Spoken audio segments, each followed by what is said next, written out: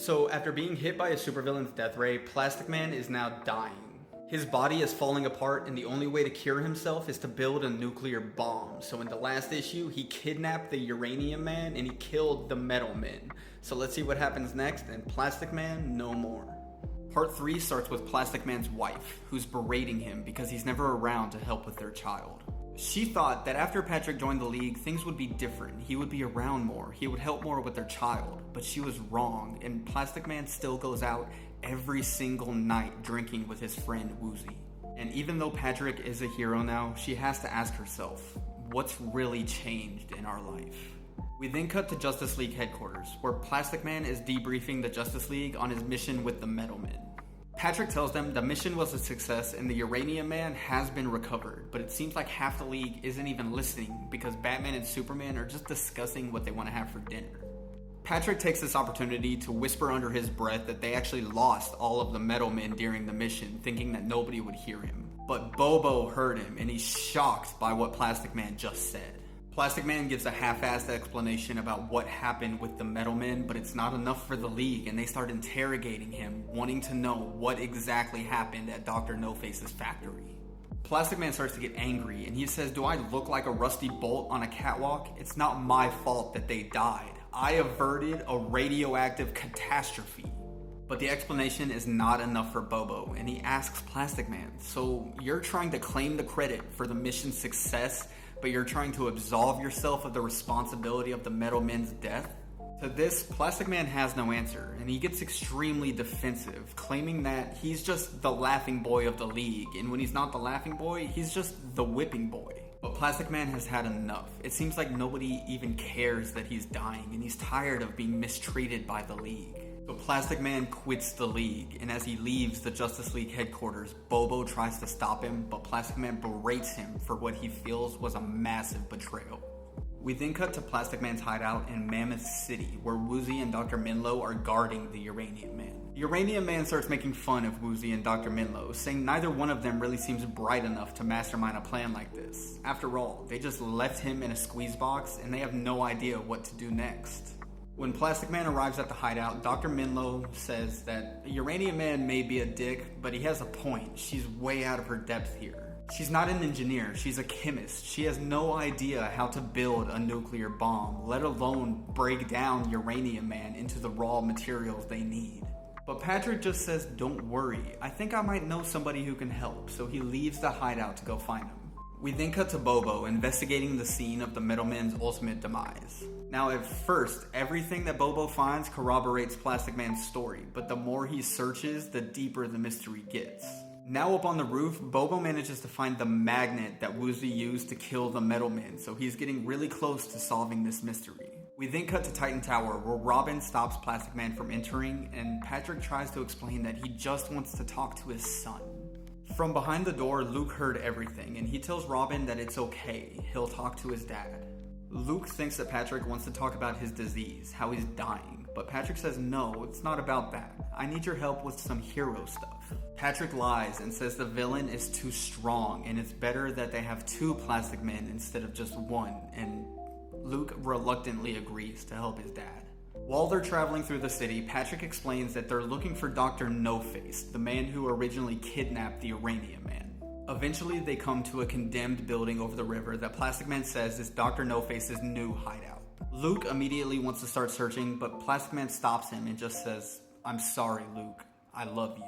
And as he whispers, "I love you," a second time, Woozy comes out of the darkness, tackling Luke into a wall. Dr. Minlow then comes up from behind him and injects a serum into Luke, preventing him from using his powers. Luke is furious, and he starts laying into his dad, and Plastic Man tries to calm him down, saying, "Luke, we're gonna help you." But Luke just screams in his face, "I told you, I don't need your help."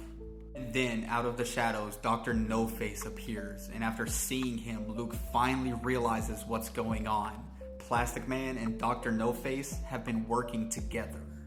Overwhelmed by everything that's happening, Luke just sits on the ground, and Plastic Man tries to explain, look at me. I'm coming apart at the seams. Everything that I'm doing to help me and you so the same thing doesn't happen again." But Luke doesn't believe him. He thinks his dad is just going bad, and he asks him, "Is that even true? How do I know you're not lying?" And Dr. Minlow actually defends Plastic Man, saying it's most definitely hereditary. What's happening to Plastic Man could happen to Luke too. Patrick once again tries to say that he has the situation under control. The blast is contained to a 6-block radius in a deserted part of town. Nobody would ever get hurt. Plastic Man tells Luke, if there was any other way to fix this, I would. But this is how you don't end up like me. I did so much wrong in your life. Let me do right for once, please. Trust me. Later that night, we see the team getting everything ready to build the bomb. No-Face explains that they need to start pulverizing down the Uranium Man in order to get the raw materials, and Plastics Man says that's fine. He could probably use a little pulverizing. Just make sure we have enough to regenerate him later. No-Face agrees, but he wants to make sure Plastic Man is still planning on upholding his end of their arrangement. See, when this is all over, Plastic Man is giving Dr. No-Face the one thing that he's always wanted, a face. And because Plastic Man's powers will be back to normal, he could just regenerate his face after cutting it off. They're talking, Patrick notices somebody in the background lighting up their pipe, and when he asks who's there, it's revealed that Bobo has followed them to the piers. See, Bobo has figured everything out, and he's here to confront Patrick about what he did to the Metal Men. Patrick tries to lie, saying he has no idea what Bobo is talking about, but Bobo starts laying down the facts, telling Patrick about all of the evidence that he found at the factory. But before Bobo can finish talking, from behind him a flamethrower clicks, and before he knows it, Patrick and Bobo are both engulfed in a sea of flames. Dr. Minlow is able to put them out pretty quickly, and although Patrick's powers allow him to survive, Bobo did not, and No-Face and Dr. Minlow try to justify it by saying that Bobo was going to go to the League. Their entire plan would have been found out.